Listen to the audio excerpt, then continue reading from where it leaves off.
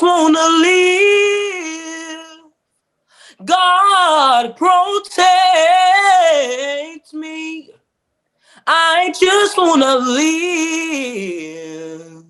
It is with great honor that I introduce to you the You Made Us What We Are Warner Records recording artist, Keedron Bryant. He is a 13-year-old from Jacksonville, Florida.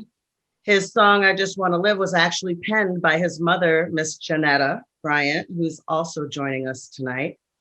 As a matter of fact, the Associated Press dubbed I Just Want to Live the most important song of the year in 2020. I want to keep on fighting for what is right, and until justice is for Black people, I will still keep protesting and just through music and just keep on just shining a light on this world.